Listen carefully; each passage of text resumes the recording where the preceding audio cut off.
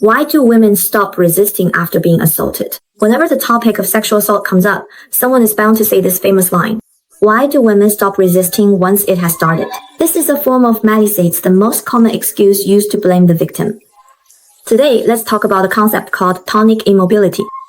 Those who, instead of condemning the perpetrator right away, immediately turn around and insist on blaming the victim. Please pay close attention.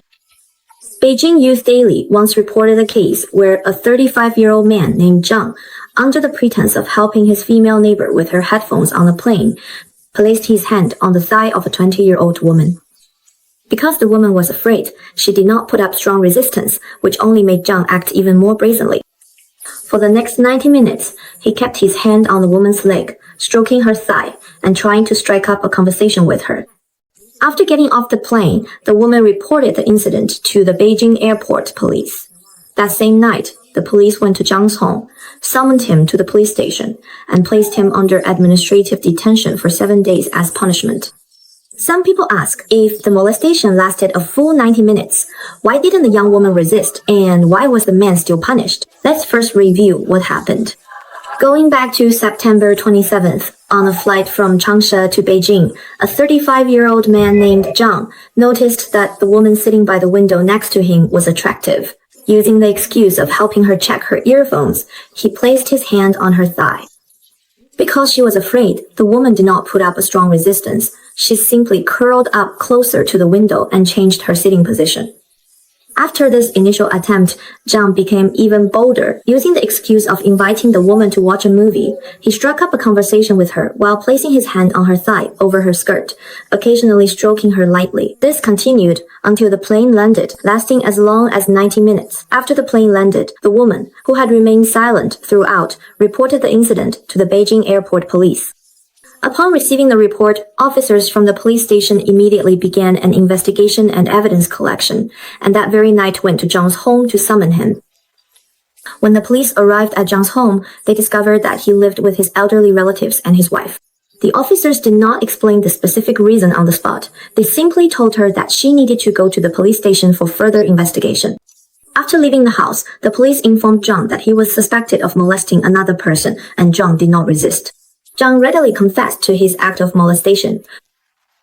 Zhang stated that the first time he put his hand on the woman's thigh, he noticed she did not strongly resist, and in a moment of weakness, he developed improper thoughts. In the end, Zhang was given an administrative detention of 7 days as punishment. Whenever similar incidents occur, the comment section is always filled with keyboard warriors lacking empathy, leaving tens of thousands of comments shaming women. Were you dressed provocatively at the time? Did you scream? Did you resist? Did you struggle fiercely? In 2014, a Canadian judge asked the victim the same thing. If you didn't want it, why didn't you just tell him to get lost? Then she told the suspect, you are not guilty, but when you play with girls, you need to protect yourself. She believed that since the girl didn't scream or call for help during the assault, she must have enjoyed it. I really can't understand this absurd logic. Aren't molestation, sexual assault, and rape crimes? Even if you're completely covered up, they'll still find something else to criticize your looks, height, body, job, or family and judge you from a position of superiority. You don't even know how to protect yourself. Don't you deserve it? The focus of sexual assault isn't sex, it's violence. We're not opposing sex. We're opposing acts of indiscriminate violence.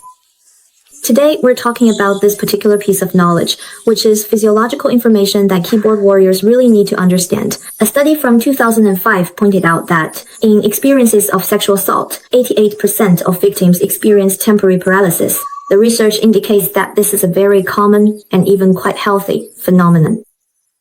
Evelyn, who was assaulted, clearly didn't understand this perspective at first. She felt like a complete failure, wondering why her body would betray her at such a critical moment.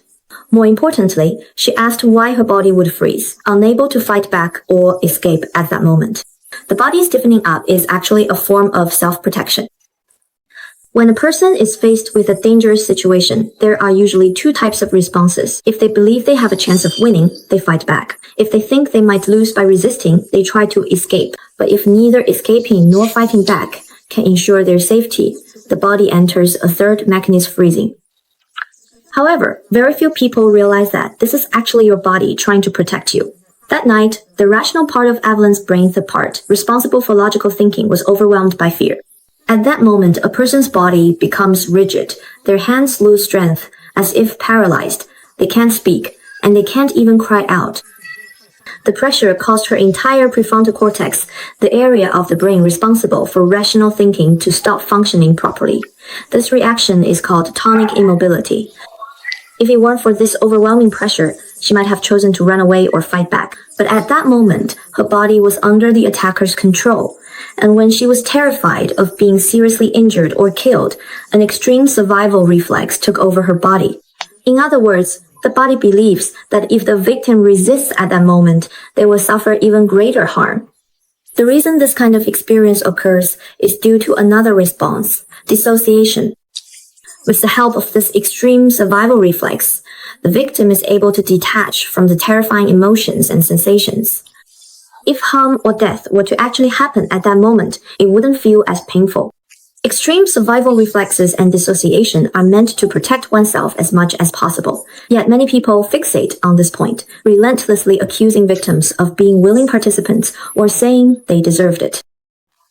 All of these accusations against victims only serve to encourage criminal behavior.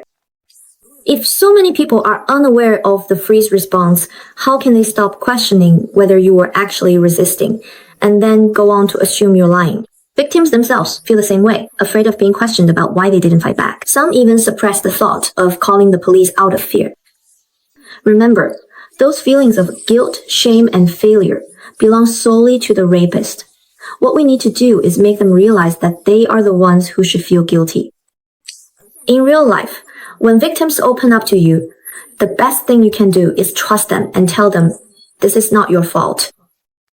Being unable to resist is not you playing hard to get. It is your normal physiological response protecting you. Protecting oneself is not just a personal responsibility. It's something that should be taken seriously by women as a group, by men as a group, and by society as a whole.